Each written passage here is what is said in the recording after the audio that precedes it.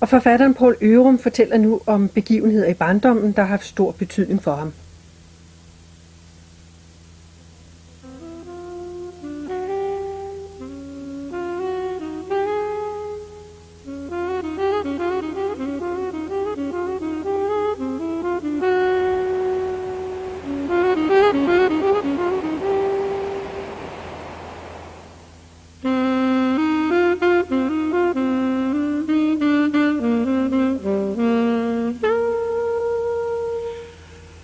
Da jeg var dreng, kom jeg nogle få gange til Fanø på ferie.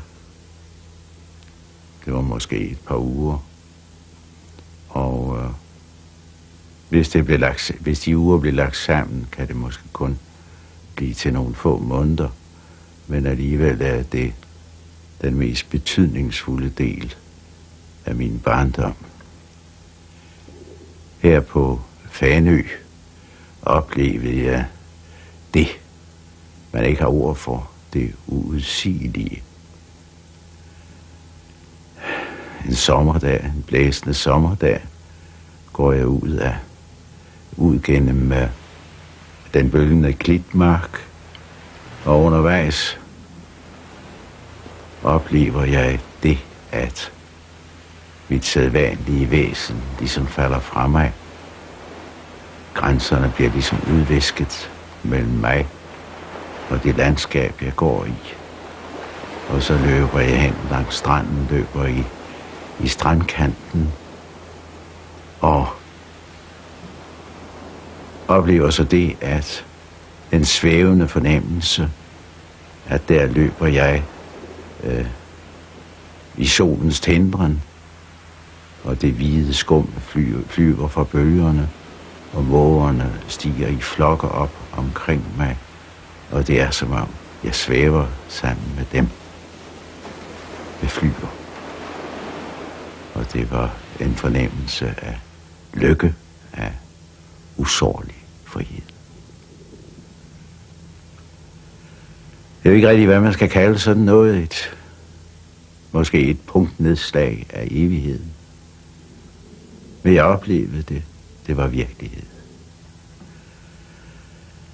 Jeg tror, at mange børn har oplevet noget tilsvarende. Og jeg tror, at de fleste voksne har glemt det. De er blevet klar over, eller tror, at de er blevet klar over, at ved jorden at blive, det tjener os bedst.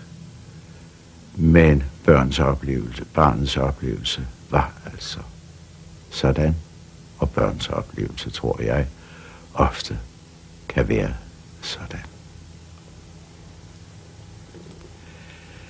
Jeg havde, kan man sige, den lyseste del af min barndom på Fanø. At det var så kort, spiller ingen rolle.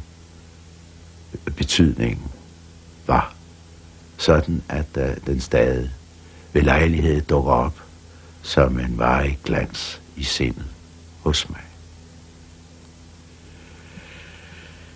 Men nu består barndommen jo ikke kun af lyse øjeblikke. Barndommen består også i mødet med skyggerne, i mødet med døden og angsten.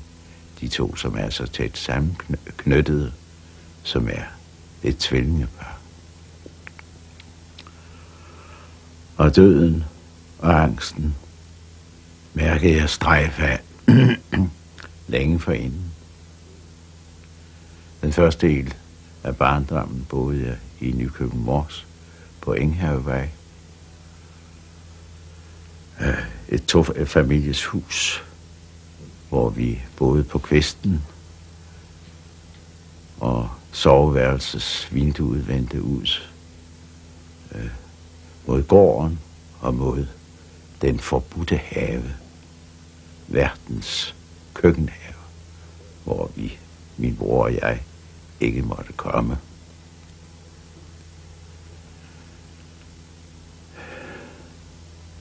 Hen ad skumringen sad vi så ved soveværelsesvinduet.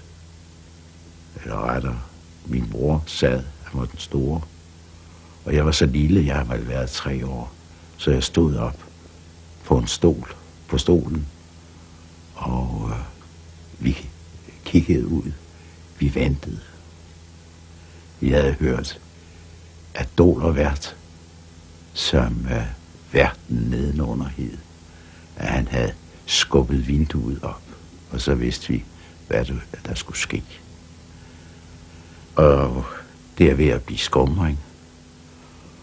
Og denne have, som var forbudt for os, den ender ved en bæk, eller var det en kanal, måske et af mit livs mudrede kanaler. Og vi ved, at nu i skumringen, så kommer rotterne op for at æde af Dollerværts køkkenurser.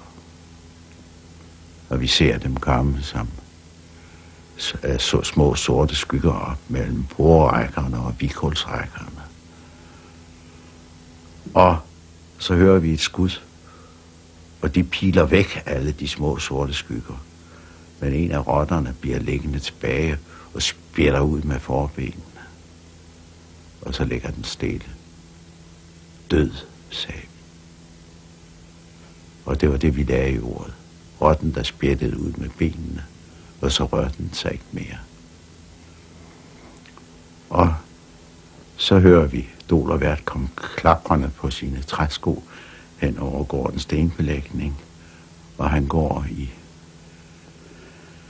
sin sorte vest med den blanke ryg og sin flipløse, blå, stribede skjorte. Han går ned gennem haven, og vi ser ham bukke sig ned, og da han retter sig op igen, hænger den døde rotte og dingler fra hans hånd i den nøgne hale. Død, sagde vi, fordi vi var to. Hvis jeg havde været alene, ville jeg ikke turde sige det. For det ved man, at når man er alene og kommer med sådan en påkaldelse, i det øjeblik, da vender det ord død. Det vender sig truende mod en. Så klog var man allerede blevet 3 år gammel.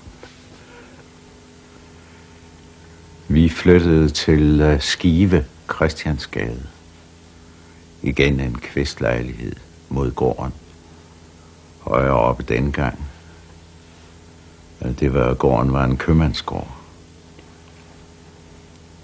Og det er en lørdag formiddag. Jeg må være 8-10 år gammel.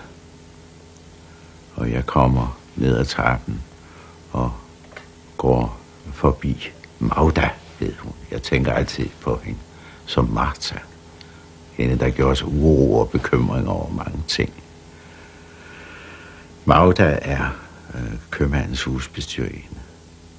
Det er lørdag formiddag, det ved jeg, for hun står og skuer trappestenen. Det gør hun hver lørdag formiddag.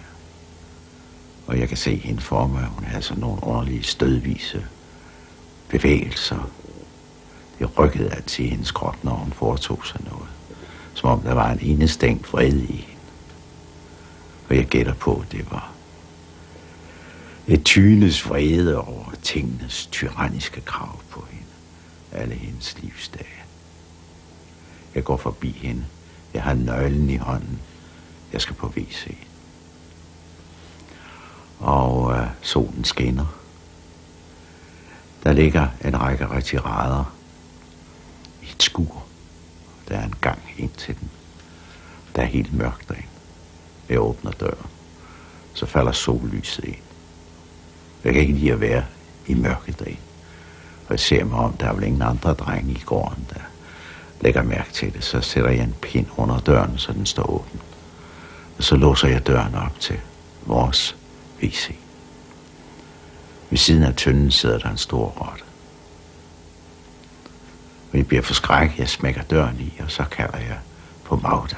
Råber på hende. Magda, der sidder en rotte inde på lokum. Og Magda, med den skaftede gulvsgruppe, hun kommer styrtende hen til mig. Og så siger hun, at jeg skal holde foden for